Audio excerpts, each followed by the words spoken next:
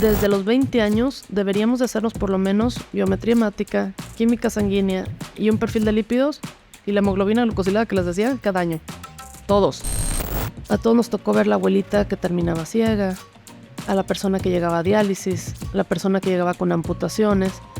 Y cuando comienza ese tren de las complicaciones, que es horrible, pasan 10 años de la diabetes, pero pasaron 10 años mal controlados. Y si todavía nos tardamos en decirle a esa persona que tiene diabetes, y si yo como paciente me tardo en asimilarlo y me hago pato 2-3 años, porque luego pasa, eso son años que a lo mejor yo no siento la diferencia entre traer 120, 180, pero son años que van dañando mis órganos, mi retina, mis riñones y que ya no voy a poder recuperar. El problema es que 1 de cada 6 pacientes con diabetes no sabe que la tiene.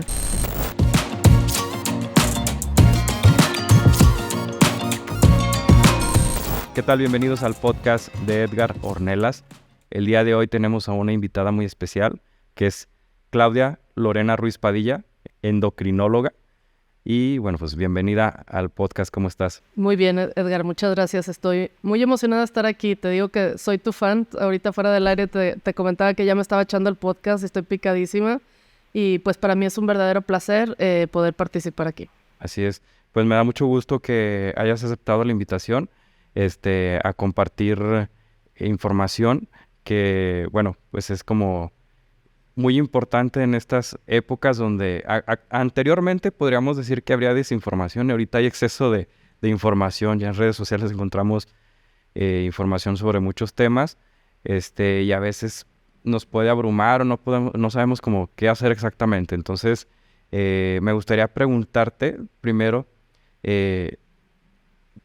a qué se dedica y qué se estudia en el área de endocrinología.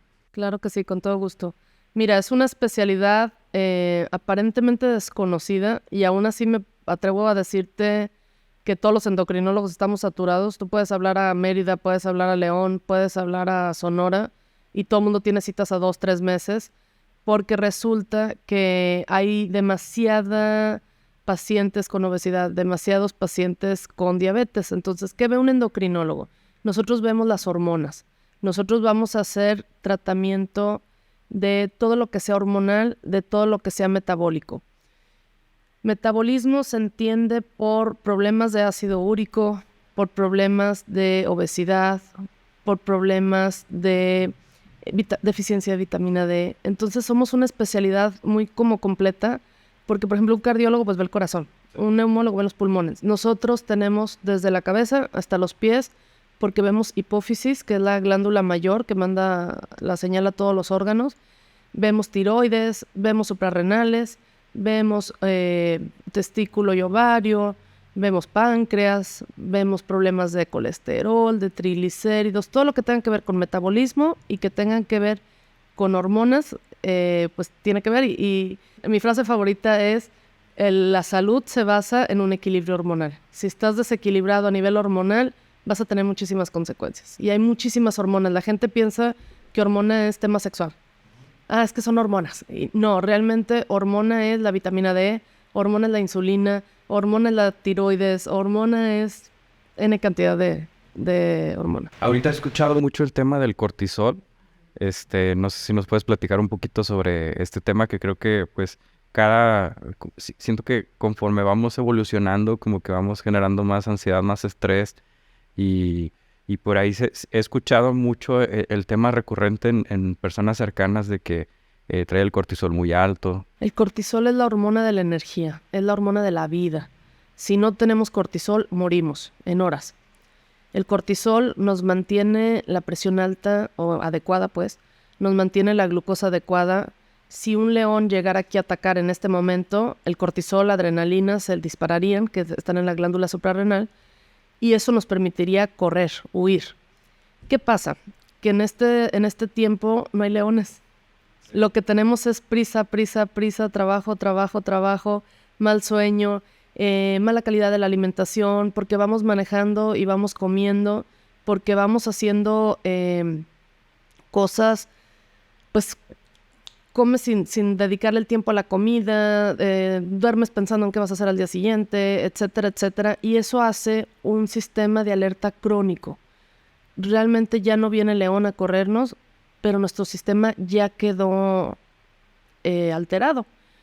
Cuando una persona sufre un estrés muy grave, llámale un asalto, un accidente automovilístico, algo que secretaste mucha adrenalina, te adelgazas. ¿Por qué? Porque cortisol, adrenalina y todo eso entra a ayudarnos a sobrevivir esa crisis. Sin embargo, cuando ya estamos sometidos mucho tiempo al estrés, que esto ya se vuelve crónico, lo que ocurre es que se empieza a engordar y empiezas a subir de peso y te empiezas a sentir cansado todo el tiempo y te empiezas a sentir sin energía. Ya no te sientes con aquella adrenalina como cuando vas en una montaña rusa o que vas en un columpio y que sientes que se secretan sustancias. Aquí no.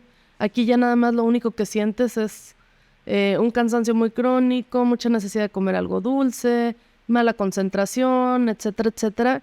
Y pues eso se llama fatiga adrenal y es algo que estamos viviendo como epidemia. Y, por ejemplo, en el tema del metabolismo, yo no no era consciente de todo lo que implicaba.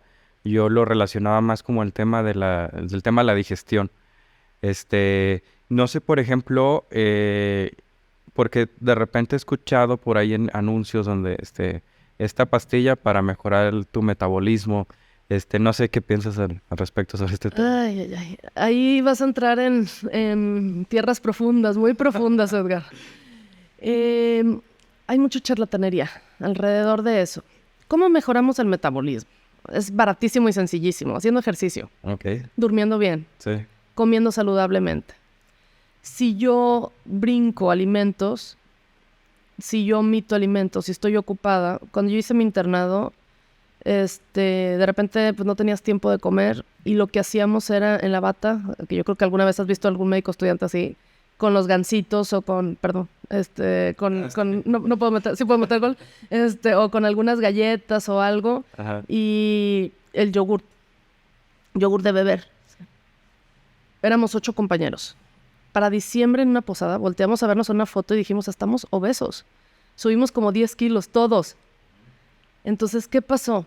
Que realmente era, lánzate a comprar unas aguas frescas de las que venden en la calle, con medio kilo de azúcar cada agua, Sí, y pues le tomabas y tú decías, pero no me senté a comer. sí. Entonces, todo eso daña mucho el metabolismo. Metabolismo es la capacidad de tu cuerpo no de digerir mecánicamente, no es el sistema del tubo digestivo, es de asimilar las grasas, los nutrientes, las proteínas, los azúcares, los carbohidratos. Entonces, un metabolismo lento provoca aumento de peso y enfermedades como la diabetes, que es de lo que vamos a hablar el día de hoy. Entonces, bueno, pues me gustaría preguntarte, ¿qué es la diabetes?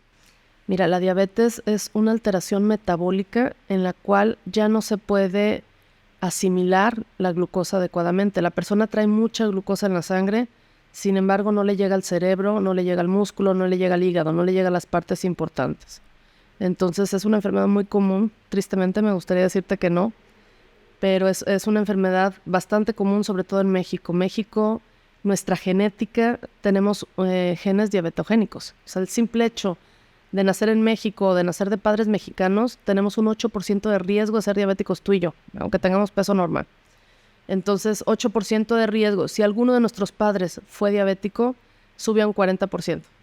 Si ambos padres tienen diabetes, tenemos un 80% de riesgo. ¿Qué quiere decir? Que un bebecito que va naciendo, si papá y mamá son diabéticos o obesos, ya lo estamos condenando prácticamente a ser un adulto con obesidad y con diabetes. Es importante que ya desde los bebés ya haya como una buena alimentación, porque creo que existe como un mito de repente que, pues yo de niño puedo, o sea, comer lo que sea y puedo comer lo que sea hasta que ya esté como que ya me diagnostiquen, o sea, ahora empiezo a comer bien. Sí, claro. De hecho, hay una estadística así bastante triste. Para que esto cambiara, tendríamos que cambiar la alimentación de 3 generaciones. O sea, el tema no es desde niño, el tema es desde el útero. Ok. Incluso desde antes de la gestación. Sí, está gruesísimo. Sí. Porque estás hablando de que una mujer que tiene obesidad, que pesa 90 kilos, está embarazada, ese bebecito ya está secretando demasiada insulina, su páncreas de manera inmadura está intentando compensar toda la glucosa que le está mandando la mamá.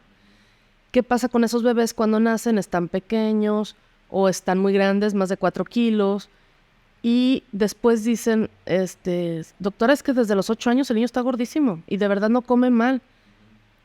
Y pues es muy triste porque el problema viene desde el útero, o sea, no es tanto el niño. Pero volviendo a lo que decías, sí, yo creo que a ti y a mí, que si eres más chico que yo, pero no tanto, nos tocó todavía que a los niños les hacía falta azúcar. Es que al niño le hace falta azúcar. Sí, a ti como adulto ya no, pero al niño le hace falta azúcar. No es real. No es real, al niño no le hace falta azúcar. El niño puede comer, ahora sí que los dulces se comen por placer, pero no por una necesidad nutricional. No es real que a la leche hay que agregarle chocolate, no es real que a la fruta hay que agregarle azúcar para que sepa buena, no es real que tenemos que usar catsup o cosas que tienen muchísima azúcar para que el niño le sepa rica la comida, al contrario. Y es que, bueno, yo creo que nos tocó en la época de infancia, donde había etiquetas que venía que decía que estaba vitaminado y venía alguien muy ponchado, que si te tomas no vamos a mencionar marcas, pero este saborizante de chocolate, vas a crecer y vas a ser fuerte, y pues de alguna manera pues los papás querían lo mejor para los niños y pues era lo que... Sí, y era lo que se sabía. Pero ahora de 10 años para acá, pues que vino una epidemia donde México llegó a ser el primer lugar a nivel mundial de obesidad, Estados Unidos el segundo, que fue quien nos trajo todos esos productos, sí. Pues vemos que nos va mal. Y ahorita que metí a Estados Unidos quiero comentar eso, que tristemente la alimentación ha cambiado. Se ha vuelto más sencillo, se abre un paquetito, etcétera.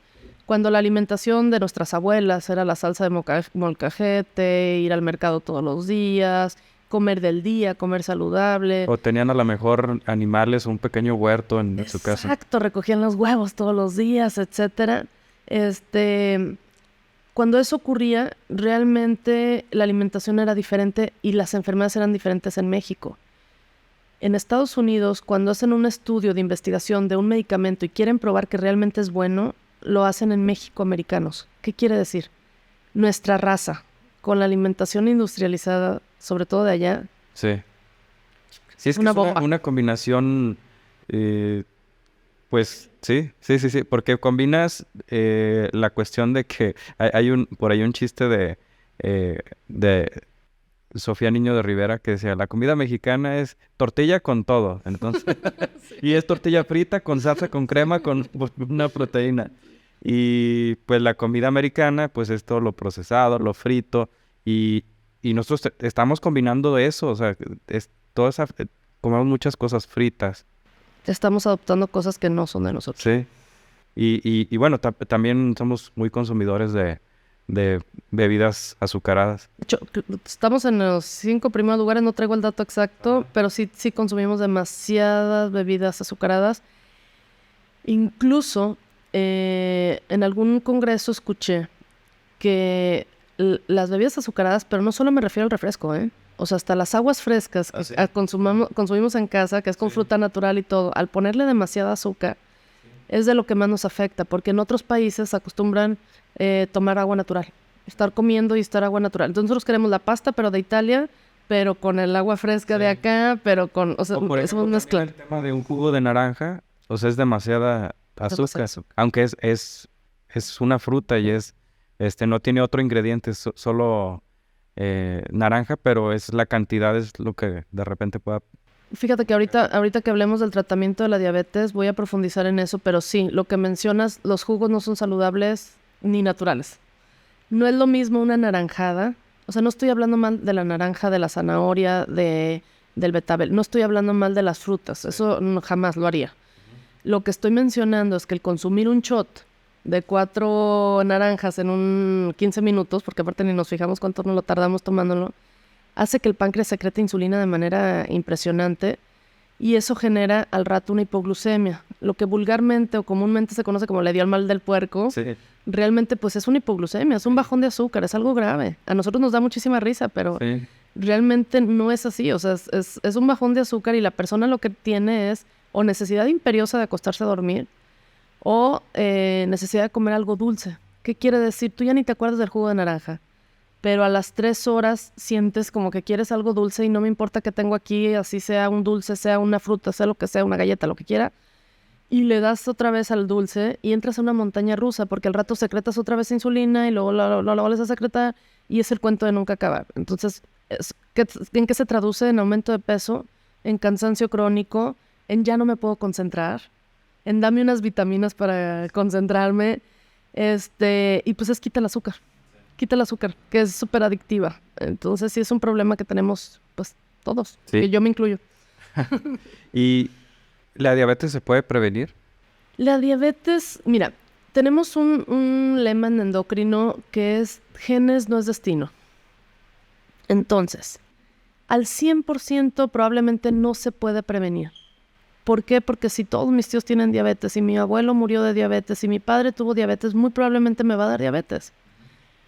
¿Qué puedo hacer en ese caso? En ese caso puedo tratar de retardar que aparezca la enfermedad. Y en muchos otros casos donde no tenemos una genética tan fuerte, sí se puede prevenir. O sea, ¿qué quiero explicar? Es una enfermedad multifactorial. No todo es porque comió mal, ni todo es porque la genética. Es una mezcla de... Hay estudios en gemelos que fueron separados al nacer y que alguno creció en un país y otro en otro, y donde uno es obeso y el otro no, y a uno presenta diabetes y el otro no. Entonces, y son gemelos idénticos. Entonces, genes no es destino.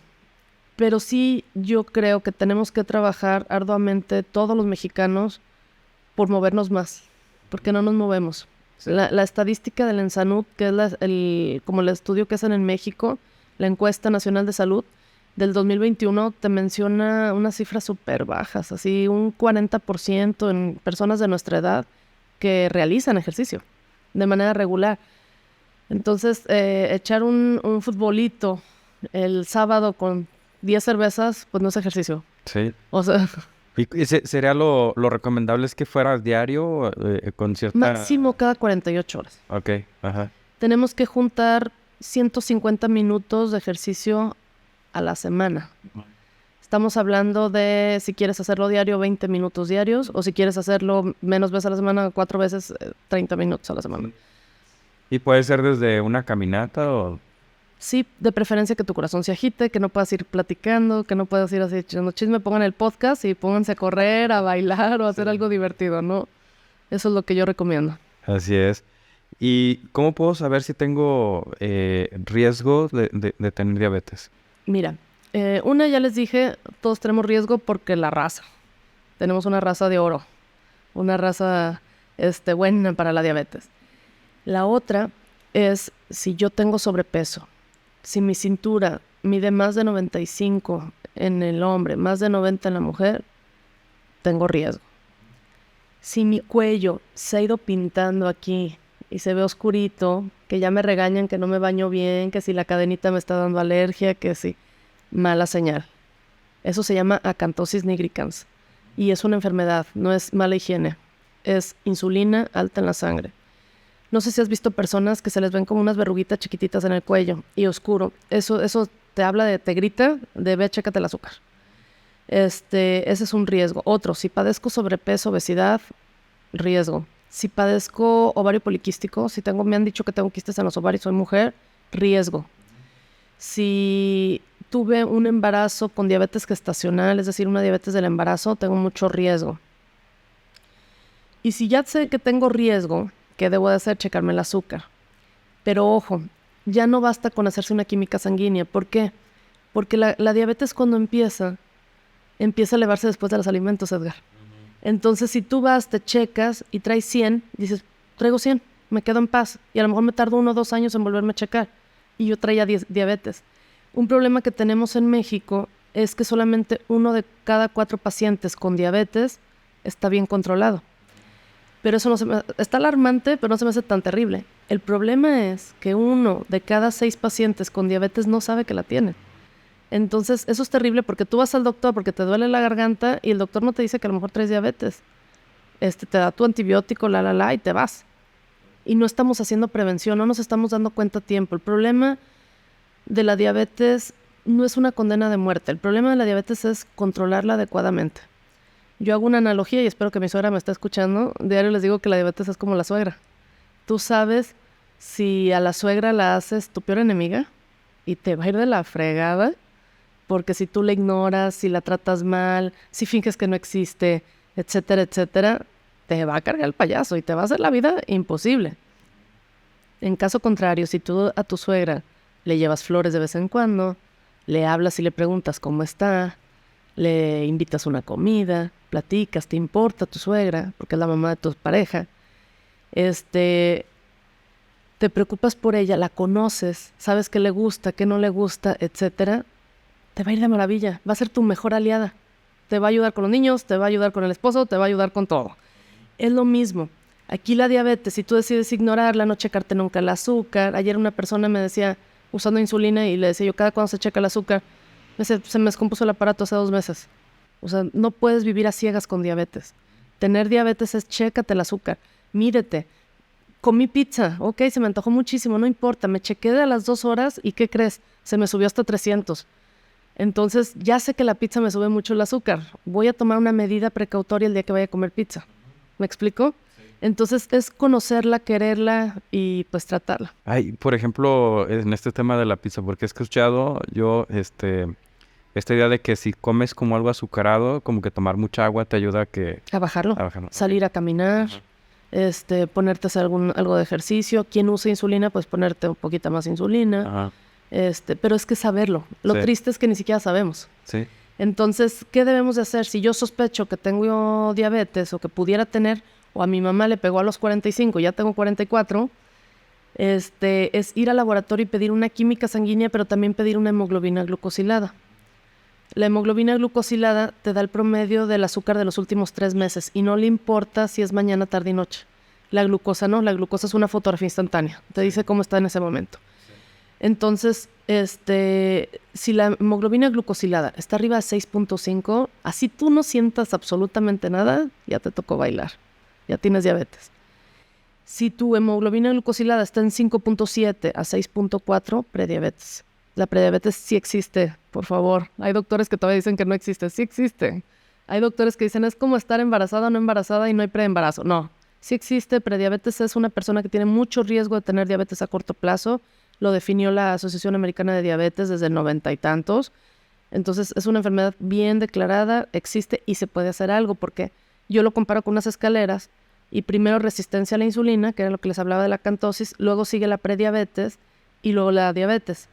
Yo me puedo bajar de prediabetes a resistencia y a sana, bajando de peso, bajando un 10%, fíjate. A veces llegan pacientes de 130 kilos y pobrecitos porque están acostumbrados a que les digan, traen 50 kilos de más, estás terrible. Entonces, pues 50 kilos sales y dices, ¿qué voy a hacer? Pues se te olvida o te frustras y ya.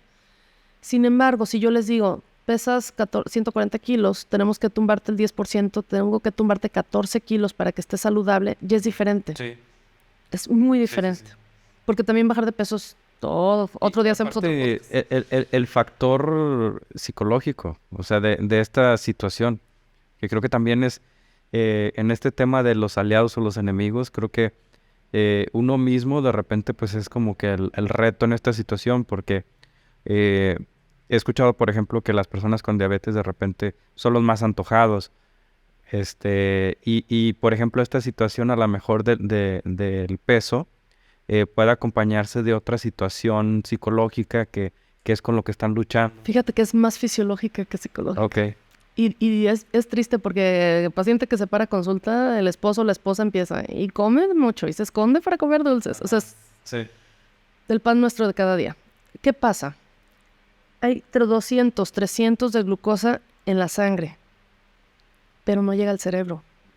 Entonces yo les digo a los pacientes, le digo siempre al familiar, a ver, señorita, fulanita, si yo te encierro en el consultorio 3 días sin agua ni comida, ¿me vas a recibir de buen humor? No. ¿Vas a quererte comer hasta lo que se te pone enfrente? Sí, así está tu esposo. Porque trae la glucosa muy alta en la sangre y se vuelve un conflicto familiar gruesísimo. Porque es que si estás viendo cómo estás, si estás bien mal y no te cuidas, y a lo mejor esa persona lo que necesita es más pastilla. A lo mejor lo que necesita es más insulina. A lo mejor lo que necesita es... O sea, sí hay que cambiar. No es tanto la cuestión psicológica. La gente piensa que es como, no puedo comer dulces, se me antoja más. No. De hecho, al final te traigo algunos mitos y voy a spoilear uno. Okay. Que dice, no puedo comer ningún azúcar. Sí puedes. Nunca puedo comer un postre. Sí puedes. Pero que tu gusto sea una vez a la semana, una vez cada 15 días.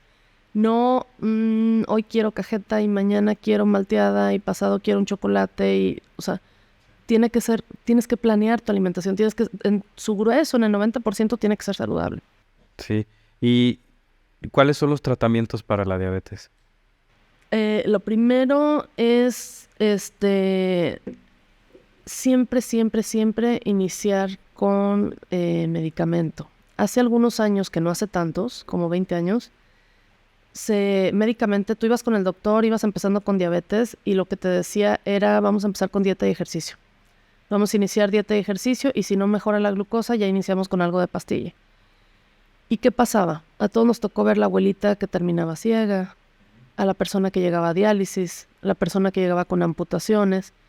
Y cuando comienza ese tren de las complicaciones, que es horrible, pasan 10 años de la diabetes, pero pasaron 10 años mal controlados. Y si todavía nos tardamos en decirle a esa persona que tiene diabetes, y si yo como paciente me tardo en asimilarlo y me hago pato 2, 3 años, porque luego pasa, Sí. porque no se siente. Eso son años que a lo mejor yo no siento la diferencia entre traer 120, 180, pero son años que van dañando mis órganos, mi retina, mis riñones y que ya no voy a poder recuperar.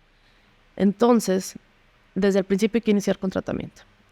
Hoy se usa, o lo que se utiliza hoy en día a nivel mundial, es ser más agresivos. A lo mejor al principio llega el paciente y le dejo 2, 3 medicamentos para la diabetes y a los 2 meses le voy quitando y le voy quitando y lo dejo al final con metformina, que es como la reina, la más barata, la que se ha utilizado toda la vida, pero ya está bien controlado. Y antes se hacía al revés. Antes se usaba que la persona, para empezar decían que más de 200 ya estaba mal. Ahorita más de 130 en ayuno ya está descontrolado, hay que aumentar cambiamos mucho las medidas. ¿Para qué? Porque ya no queremos ver gente complicada, ya no queremos ver gente muriendo a pedacitos, sufriendo a pedacitos. Entonces, lo que hacemos hoy en día es ser muy agresivos al principio y irlo quitando. Ya no se vale, déjame intento primero con homeopatía, déjame intento primero con cúrcuma, déjame intento primero con jengibre. Tómense todos los suplementos naturales que gusten, todos, pero acompañados de medicamento. ¿Por qué? Porque el medicamento ya demostró que va a ayudar a prevenir. Incluso hoy en día hay medicamentos buenísimos. Haz de cuenta que la insulina nació en 1918, después la metformina nace como en los 50s, glibenclamida por ahí, y de ahí hasta el 2004 no hubo nada. Estás hablando de 60, 70 años que no había nada, nada más. Era metformina, glibenclamida, insulina y morirte. A partir del 2004 vienen nuevos medicamentos. Ahorita existen cerca de 20 medicamentos diferentes. Desgraciadamente no hay uno que yo te diga que es mágico, no hay cura para la diabetes, no se cura con hipófisis de cerdo, no se cura implantándote hormonas bioidénticas, no se cura con células madre, no existe aún. Ojalá pronto exista, pero no existe aún. Sin embargo, hay medicamentos muy buenos. Cuando un medicamento tiene un efecto fuera de lo que se espera, que es bajar la glucosa en este caso, se le llama efecto pleiotrópico. Entonces, los efectos pleiotrópicos de algunos medicamentos son buenísimos, porque ya te ayudan a adelgazar, ya te ayudan a bajar la presión, ya te ayudan a mejorar tu corazón, ya te ayudan a mejorar los riñones, que si traías un daño renal, que regenere. Eso no lo veíamos hace 8 años, no me voy lejos. O sea, son cosas, en los últimos años ha habido muchos cambios para bien, y yo creo que no está tan lejos ya de encontrarse la cura, porque sí está haciendo mucha investigación. La pandemia vino a mermar un poco esto, pero sí hay mucho tratamiento adecuado. Entonces es muy triste ver a alguien hoy en día que quede ciego por diabetes, que es la principal causa de ceguera en México o en el mundo, sin una pierna, que es la principal causa de amputación o traumática a nivel mundial, o que termine en diálisis. ¿Sabes cuánto pasa para que alguien llegue a diálisis? No sé. 20 años. 20, no. 20 años de descontrol. O sea, Sí. Imagínate, en teoría podríamos prevenir la diálisis de toda la gente. O sea, son 20 años descontrolado, no es un mes, no son 15 días. Entonces es durísimo ver esto. Y me gustaría preguntarte, si una persona que, bueno, está el tema de que yo creo que casi todos tenemos algún familiar que tenga una situación de diabetes. Podríamos, si no alcanzamos a notar síntomas, deberíamos hacernos una prueba o asistir para investigar si tenemos prediabetes. Claro. Mira, según la Asociación Americana de Diabetes, dice que si tienes factores de riesgo, que ya les dije que tenemos uno, que es la raza, todos, desde la etapa adulta, desde los 20 años, y si tenemos alguno de los que ya les mencioné. Sí, pues mencionabas que el 80% ya los mexicanos ya lo traemos. Traemos un riesgo. Sí. Entonces, si yo tengo un factor de riesgo, que es la raza, desde los 20 años deberíamos de hacernos por lo menos biometría hemática, química sanguínea y un perfil de lípidos y la hemoglobina glucosilada que les decía cada año. Todos. Así como deberíamos de ir al dentista, sí, porque también hace falta mucha cultura de la prevención. También debemos de hacerlo con este tema porque tenemos mucho riesgo. Y hay un retraso en el diagnóstico. Generalmente se están diagnosticando 5 o 7 años antes. Entonces, eso provoca que tengas, pues, complicaciones. Antes van a decir, yo escuché el podcast y dijeron que a los 10 años y tengo 3 años con la diabetes y me estoy quedando ciego. ¿Qué pasa? Que muy probablemente ya tenías diabetes desde antes y no te diste cuenta a tiempo. Entonces, es muy triste porque no se siente, fíjate. No se siente y tenemos que checarla, darnos cuenta a tiempo, tratarla a tiempo y hacernos a la idea a tiempo. Una pastilla no nos hace daño. Sí, así es. Bueno, y pues vamos a entrar al tema de los mitos sobre la diabetes, que yo lo he escuchado bastante, el tema de si la diabetes da por un susto y cuando va acompañado de si te asustas, come tortilla fría o un bolillo. Sí, para que te recoja la bilis. Ajá. Esa es una creencia muy, muy de las abuelas, incluso de mi madre. La diabetes da por un susto. ¿Qué pasa? Ya traías algo ahí. Ya traías a lo mejor 126 o más es diabetes en ayuno y a lo mejor ya traías un 130 y tantos, un 140. Llegan y te avisan que atropellaron a la abuelita. O sea, te dispara 250 con las hormonas que hablamos al principio, de la cortisol, la adrenalina y todo eso que se llaman glucogénicas, producen glucosa. Entonces, el mismo estrés genera que empieces con boca seca, con síntomas, y dicen, me dio diabetes a partir de que mi abuelita se accidentó. Pero realmente ya traías la diabetes y no te habías dado cuenta. Ese es un asunto. Sí, y el siguiente es, ¿la diabetes se puede controlar solo con dieta y ejercicio? Hoy en día no, creo que me adelanté con esa. Hoy en día no, la dieta y el ejercicio es importantísimo, no le quiero quitar ningún punto a eso. Si pueden acudir con un nutriólogo, de preferencia, que sea educador en diabetes, es punto fundamental. Pero dieta y ejercicio es un 50%. El otro 50% son los medicamentos. Fíjate que hay 2 grupos de pacientes.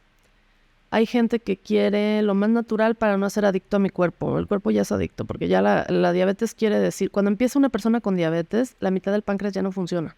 No hablo así, no se lo imaginen la mitad sin trabajar y la otra mitad sí, sino que está mezclado.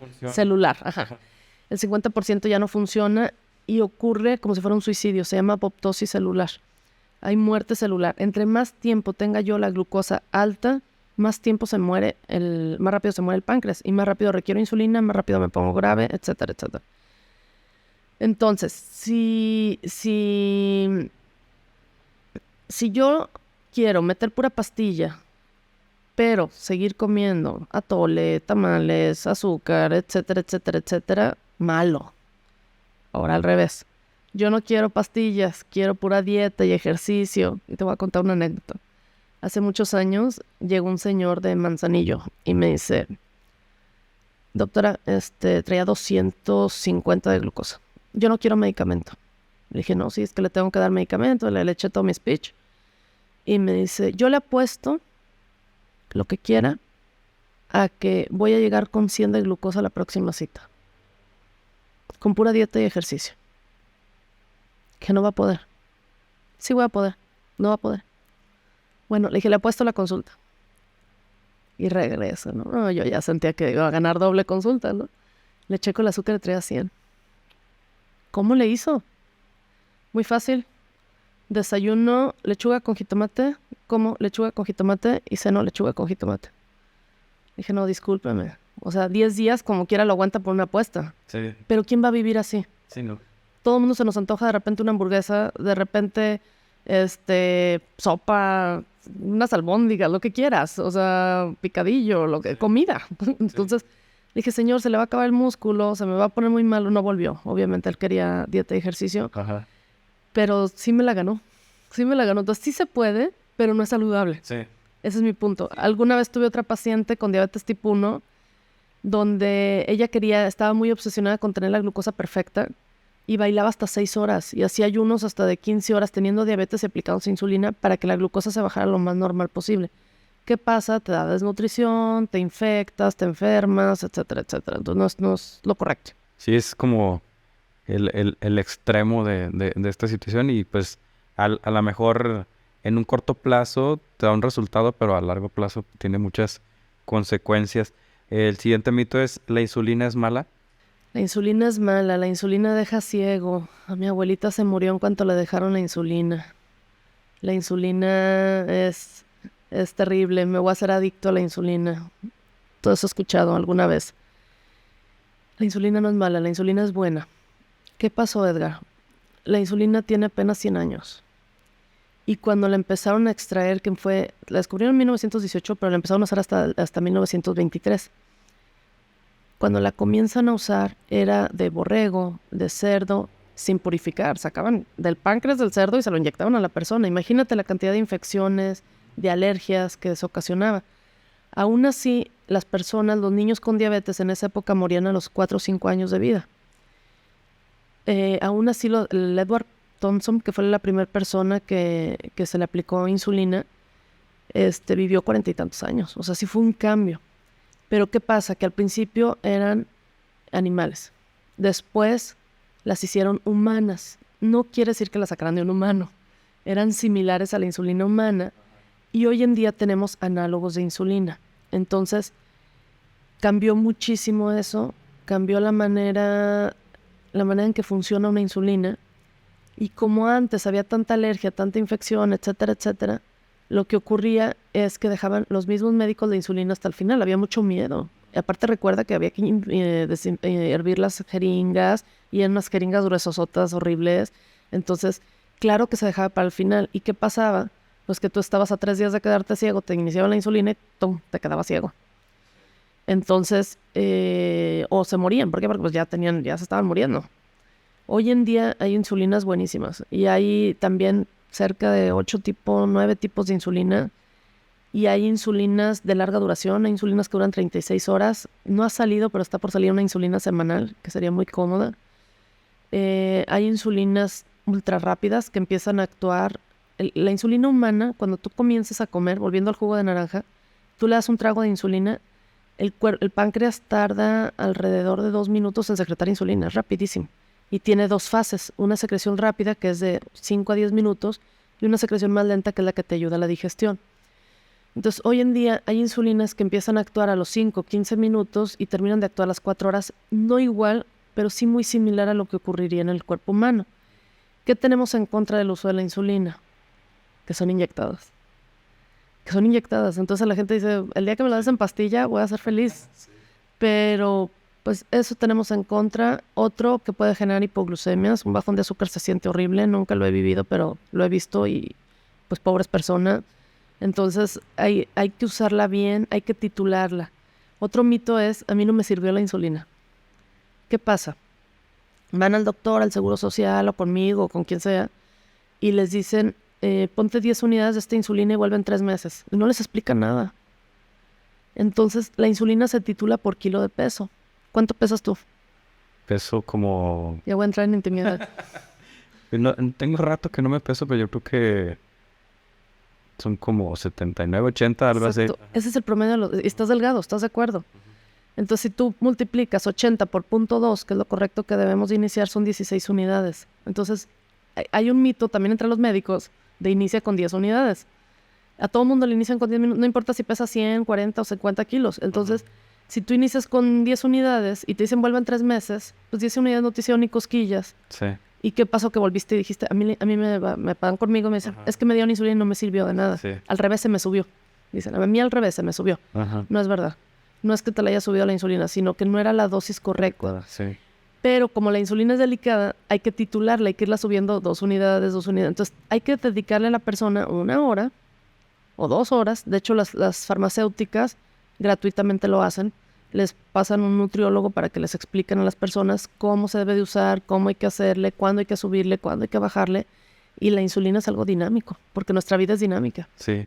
Y aquí, bueno, hay un tema muy importante que de repente puede suceder, que tenemos una receta y no la seguimos al pie de la letra como se dan las indicaciones. O sea, a veces se nos puede olvidar o a veces pues se me pasé poquito de la dosis o me faltó poquito, pero pues luego lo compenso o a lo mejor no me tomé una dosis, me tomo 2 en la noche y a veces son muy riesgosos. Eso es muy riesgoso y ocurre, por ejemplo, los medicamentos, así como te hablé de que hay unos maravillosos, hay unos carísimos. Hay medicamentos ahorita de 5,000 pesos al mes para la diabetes. Entonces, ¿qué pasa? Que el médico te da una tableta una vez al día y funciona bien, pero cuesta 1,500. Entonces tú dices, y si me tomo la mitad, ya me duró 2 meses, ya me ahorré en dinero. Sí, pero los estudios donde yo te prometí que regeneraban riñón, que regeneraban... Los estudios se hicieron con 10 miligramos, no con 5, o con 20 miligramos. O sea, estoy inventando, ¿no? Sí. Entonces, tenemos que tomar la medicina como es. Otra, comí demasiado y me eché 2 pastillas en vez de una, pues puedo dañar mis riñones, o puedo dañar mi hígado, o me puedo intoxicar. Entonces, los medicamentos tampoco es entre más mejor. Porque existe, tú sabes que en gusto se rompen géneros, ¿no? Entonces, cada cabeza es un mundo, entonces existen 10,000 maneras de pensar. Y sí vale la pena, pues, como irse educando, irnos enseñando y ir buscándole la manera. Yo tengo pacientes maravillosos que se ponen a leer y se hacen y, bueno, o sea, tengo una paciente que se volvió hasta... ¿cómo se dice? Que la sigue mucha gente. Influencer. Hablando de su... Hablando sí, ella es psicóloga. Okay. Y ya se dedica a hablar de ella y de cómo ponerse la insulina y qué hacer y y... Sí. Pues es el tema que comentabas en un principio de conocer. Exacto. El tema de la analogía de la suegra que decías. En este caso es una paciente que ya conoce, acepta su enfermedad y estudia y se le dedica el tiempo para poder controlarla y para poder vivir con ella. Con la enfermedad. Ajá. Así es. El siguiente mito es tener diabetes es igual a no comer nada de carbohidratos. Y aquí lo voy a sumar con una pregunta que yo tengo. ¿El exceso de carbohidratos puede generar un problema de diabetes? Sí, te contesté primero la segunda. Sí, nuestra alimentación es muy importante. Debemos... Que como mexicanos hay muchos carbohidratos en nuestra comida. Mira, vamos a analizar lo más sencillo, unos chilaquiles. Sí. Tortilla con salsa, grasa, crema, queso, que es grasa, tiene un poco de proteína. Y si bien no dan, le ponemos huevo. Y en Guadalajara, por ejemplo, acostumbran a acompañarlo con bolillo. Ajá. Entonces, si aquí hacemos un taco de chilaquiles, que también sabemos que son muy buenos, es tortilla más tortilla. Y si lo acompañamos con un refresco o lo acompañamos con un jugo de naranja, siguen siendo más carbohidratos. Entonces, ¿qué sería lo ideal? Unos chilaquiles con tu huevo, a lo mejor sin grasa. Y, no sé, es que no suena antojoso, pero unos ejotes cocidos a un lado. Sí. O sea, algo de vegetales a un lado que te ayudara, pues. Pero que el chilaquil fuera como una guarnición, no un plato fuerte. Y por ejemplo, el tema del nopal, que es un alimento mexicano y creo que tiene muchas propiedades también, ¿no? Sí. Ahí, de hecho, te traigo ese mito. Hay gente que dice que comer nopales los va a curar. No los va a curar. Nos ayuda a controlar muy bien la glucosa. Hay que aumentar el consumo no solo de nopales, sino de todos los vegetales que sean verde oscuros. Esos vegetales lo que hacen, y también la sábila, todo lo que vean así como que absorbe, que es fibra, que no la digerimos, perdón, lo que hace es que va a hacer que la glucosa que te comas se va a quedar en el intestino.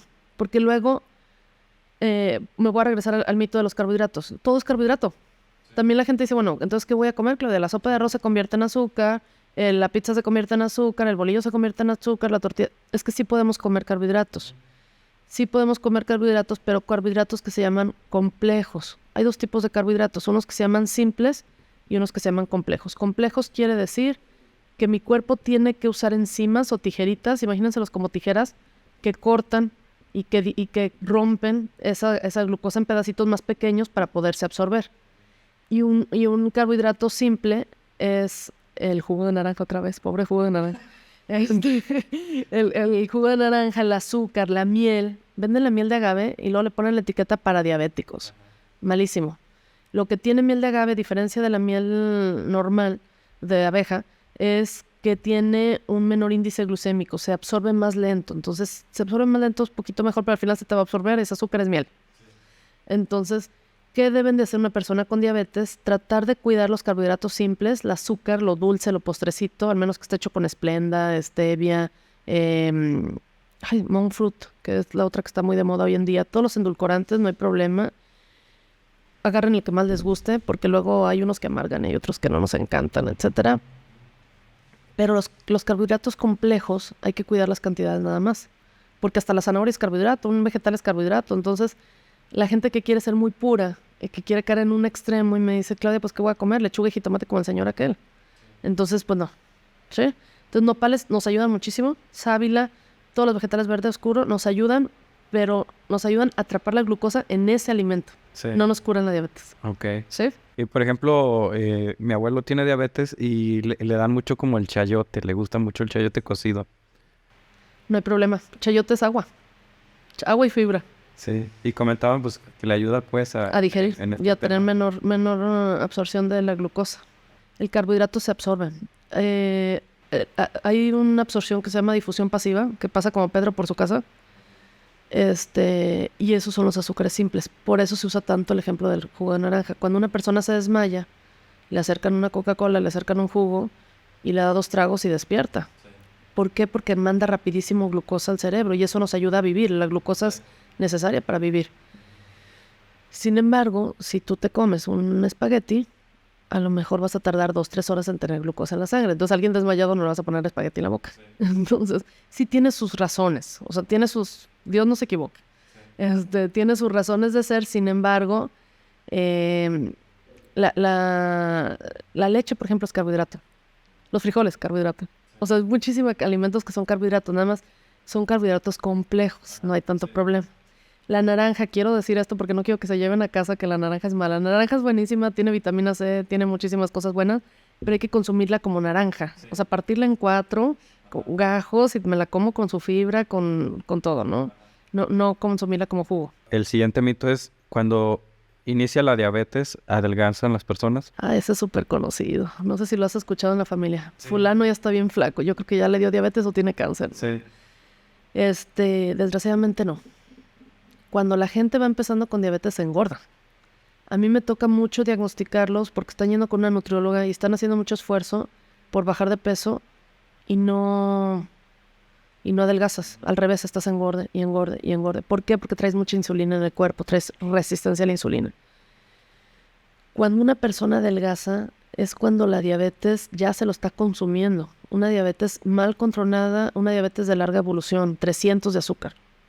Un 126, un 130 no te va a adelgazar. No esperes ni tener boca seca, ni estar corriendo al baño cada rato, ni tener mucha hambre, ni adelgazar. Porque luego me dicen, parte del duelo, cuando les dices tiene diabetes, te dicen, yo no tengo boca seca. A mí no me pasa nada de eso. ¿Por qué? Porque estás empezando con la diabetes. ¿Y qué pasa? Es muy fácil en la negación decir, la doctora está exagerando. Sí. La doctora está exagerando, yo no siento nada, me vale gorro.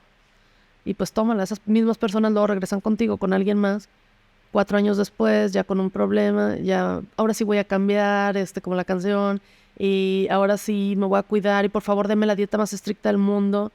Y pues es muy triste porque ya el tren una vez que arranca, ya no puedes detenerlo. Sí.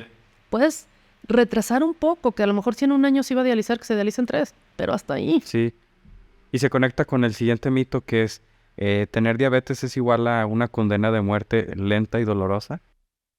Volvemos a la suegra. Volvemos a la suegra. Si tú te checas en la mañana y te checas en la noche, porque luego, sobre todo en los adultos mayores, es muy dado que los checan en ayuno y tienen 126, 110, 115, dice mi mamá está perfecta. Y los checo yo a las 5 de la tarde en la consulta y la señora trae 315. Entonces te dicen, no doctora, su aparato no sirve. No, sí sirve. Lo que pasa es que la medicamento le está ayudando solamente en ayuno y no le está ayudando con las comidas. Entonces, a mí me toca que luego hay gente que me dice, mira Claudia, hasta que Dios quiera. Yo voy a vivir bien, no voy a vivir mal, voy a vivir comiendo de todo y hasta que Dios quiera. Sí. Pero nadie sabe cómo va a morir. Nadie sabe si va a morir. Creo que es el tema más delicado de esta enfermedad. Exacto, porque yo les digo, si tú me garantizas que te va a dar un infarto y te vas a morir a los 15 minutos y que vas a sufrir 15 minutos, está padrísimo. Haz lo que quieras. Pero si tú me estás diciendo, digo, si no sabemos qué te va a pasar, pero si te da una embolia, terminas en cama de 50 años, dependiendo de la familia, siendo una carga física, emocional, económica, porque es fuertísimo, y quedarte ahí 30 años en cama, o ir perdiendo un ojo y luego el otro, ya no veo, ahora ya perdí una pierna, ya perdí la otra. O sea, realmente no sabemos qué va a pasar. La gente no muere súbitamente. Son complicaciones y es muy doloroso. ¿Has escuchado de la neuropatía diabética? La neuropatía diabética es una complicación donde los nervios nosotros tenemos como cables que traducen todas las señales. Si yo me toco, si yo siento frío, calor, etcétera, ¿no? Se pierde un recubrimiento. Así como vemos que los cables tienen un plastiquito que los recubre, los nervios llevan una capa que se llama mielina. Esa capa, la glucosa se la come.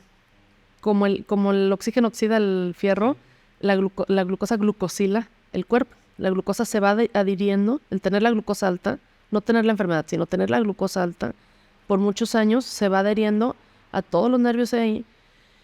Y hay dos tipos de neuropatía, una que es dolorosa y una que no es dolorosa. La que no es dolorosa es peligrosa porque no sientes. Tú puedes traer una piedra en el zapato y no te das cuenta y cuando menos acuerdas ya tienes un hoyo en el pie.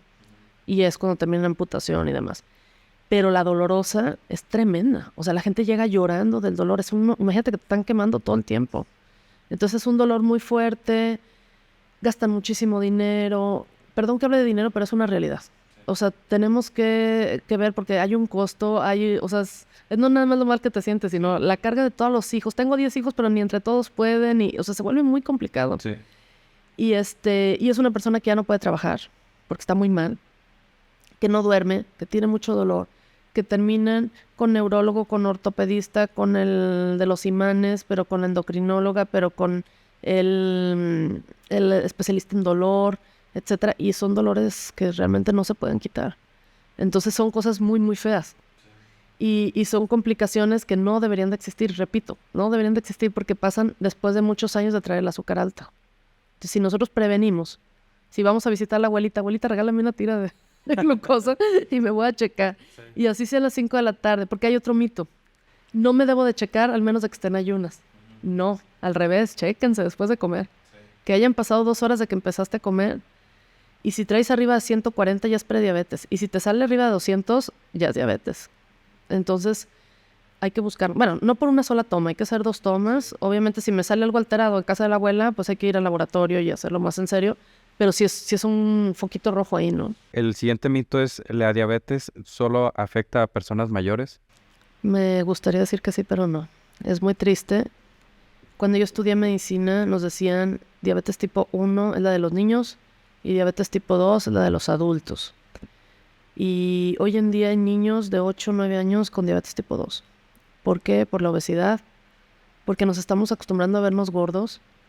Porque vemos a alguien delgado en la familia, ya párale, estás flaquísimo, ¿qué te pasa? Creo que es también, bueno, yo recuerdo eso como del tema de las abuelitas, era como, mi hijo está muy flaco y cómale, y ahí le va el otro platito. Sí, claro, porque se daba esa situación. A través de los años, acuérdate que los reyes tenían que ser obesos. Sí, o hasta, por ejemplo, en la película de Coco, sale la abuelita y le da más tamales. Exacto. Sí, y todas las abuelas, yo creo que es una manera, y no solo las abuelas, como cuando te encuentras un amigo que le dices, a ver qué día echamos un cafecito, sí. O a ver qué día vamos a unas cervezas. Sí. A ver oye, terminaste tu carrera, felicidades, te invitamos a comer. O sea, sí. Todo lo asociamos, todo lo premios, o sea, lo asociamos con alimentos. Y por ejemplo, el festejo de una fiesta de cumpleaños es un pastel, es un pan con azúcar. O sea, ese tema es curioso porque o por ejemplo, queremos dar algún detalle, damos unas galletas o un chocolate, es como una muestra de cariño. Claro. Lo asociamos toda la vida con la comida. A ver cuándo brindamos, a ver cuándo comemos, a ver cuándo vamos, etcétera. Entonces, desde niños estamos educando a esas criaturas a que los carbohidratos y la comida chatarra es un premio. Sí. Y no, es algo que nos daña nuestra salud. Entonces, no debemos de condicionarlos a que si no comen, o sea, obviamente no hay que darles sin comer saludable, pero no condicionarlos a que hasta que termines tu plato te voy a dar algo dulce. Sí, que no sea como la recompensa del premio, Exacto. sino, o sea, es como un gusto, o sea, es como parte de lo que vamos a comer el día de hoy, no es... Y nosotros como adultos también, Edgar. Nosotros como adultos, tienes un día pesadísimo, llegas a casa y dices, quiero unos tacos, me los merezco. Sí. ¿Sí o no? O sea, no comí, estuve todo el día en friega, me los merezco. Sí. Tengo mucha, me lo merezco. ¿Por qué no nos premiamos leyendo un rato? Me voy a regalar 5 minutos para mí.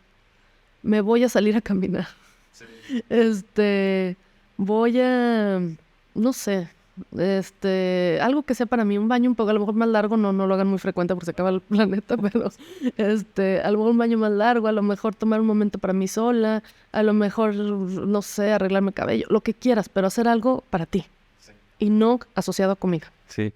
Y, por ejemplo, está el tema del alcohol. No sé qué relación tenga con la diabetes. He escuchado que de repente pues el tema de con qué lo acompañas, el refresco o el jugo. Sí, mira, el alcohol al final de cuentas es azúcar. Al final de cuentas es azúcar. Y es un azúcar traicionera. ¿Por qué? Entonces, o sea, sí, pues desde la composición química del alcohol ya es... No, y sabes cómo se comporta. Si tú tuvieras la garantía que se te va a subir el azúcar, pues el día que vas a tomar, tomas más medicina y ya. Pero el tema aquí es que el alcohol puede que te dé un bajón de azúcar muy grave o que te dé un subidón de azúcar muy grave. Entonces, el comportamiento es igual. Todos los alcoholes son iguales. Sé que me lo vas a preguntar porque luego dicen, pero es que vodka es mejor que whisky es mejor que tequila. O que el vino tinto. Que vino tinto. Ajá. Al final de cuentas, todo es lo mismo. Sí. Obviamente, si alguien tiene diabetes, yo lo que les aconsejo, si vas a tomar, toma whisky, tequila o algo que no sea dulce y sin refresco. O sea, directo o agua mineral. Eso es lo ideal, para que no tenga tanta azúcar. Y sí, como dices tú, si aparte le pones la botana y le acompañas con... pues se pone una bomba, ¿no? No sé si por ahí algún otro tema, algún otro mensaje que quieras que se nos haya escapado o algún mensaje final que te gustaría dar. Claro que sí, mira, yo lo que les recomiendo es no espantarse, buscarla. Luego dicen, el que busca encuentra, entonces yo no quiero buscar, hay que buscarla, hay que encontrarla. Si no la tengo, qué bueno. Y antes de eso, yo diría prevenirlo. Sí. Más que buscarla, hay que prevenirla. Sí. Desde chicos hay que enseñar a nuestros niños a comer saludablemente, a que cuenten los carbohidratos. No que los cuenten de 1, 2, 3, sino que, mami, ya me comí un dulce hoy, ya no voy a comer más. Enseñarlos y darles el ejemplo, porque luego, como adultos, tú ya no puedes comer más dulce, niño. Y nosotros estamos acá, comer saludablemente, en casa tener buenos hábitos, que la mitad de nuestro plato sean vegetales, desde antes que nos dé diabetes. Y y si ya la tenemos, no asustarnos, no es el fin del mundo. Existen cosas muy buenas y yo creo que no estamos tan lejos de la cura. Prevenir. Quiero mencionar que si tienes diabetes hay que ir cada año al oftalmólogo, cada año al odontólogo, acudir con un médico que te esté vigilando, no recetar, no hacer la receta a la vecina, porque así como te dije que hay 20 muy buenos, lo que hacemos se llama individualización. A lo mejor tú no tienes el mismo cuerpo que tu primo, que la vecina, y que ni la misma edad. Entonces no es lo mismo una señora de 80 años que pesa 50 kilos, que tiene diabetes, a el adolescente de 16 que tiene diabetes y pesa 120, al señor de 40 que es abogado y que viaja muchísimo y está delgado, pero no puede estar en casa. O sea, hay que usar de manera inteligente cada uno de los medicamentos que existen para cada persona. Sí, así es. Bueno, vamos a poner aquí una cintilla con tu página de Instagram para que te sigan y en donde das consultas, realizas consultas en línea. Estoy a sus órdenes en Guadalajara entre semana. Estoy en el Hospital San Javier Y aquí en San Juan de los Lagos, cada 15 días vengo los sábados. Hago caras porque ya tengo muy lleno. Pero estoy a sus órdenes. Y también tengo videollamadas, fíjate, de la pandemia para acá. Tengo pacientes en Tijuana, tengo pacientes en Chicago, tengo pacientes en todos lados. Nada más cuando viven en Estados Unidos lo que les pido es que tengan manera de que alguien les lleve los medicamentos o que de hacerse exámenes, porque si no de nada nos sirve platicar. O sea, Sí. a mí lo que me ayuda, endocrinología, lo que nos permitió tener medicina virtual o telemedicina, es que lo que cuenta son los exámenes. Por ejemplo, en tiroides manda el examen, en diabetes manda el examen.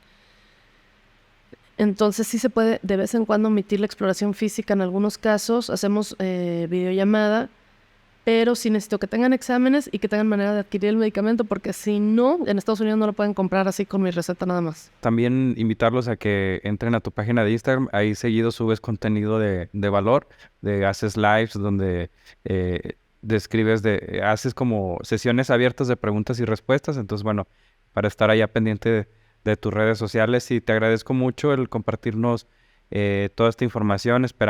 Esperemos que a alguien le sea de utilidad si tiene algún familiar o, por ejemplo, este tema también que mencionabas, el de año con año hacernos pues un diagnóstico a partir de los 20 años, pues también yo personalmente creo que el mañana mismo Hacer voy a exámenes, empezar pero los así mandas es. con toda confianza. Gracias.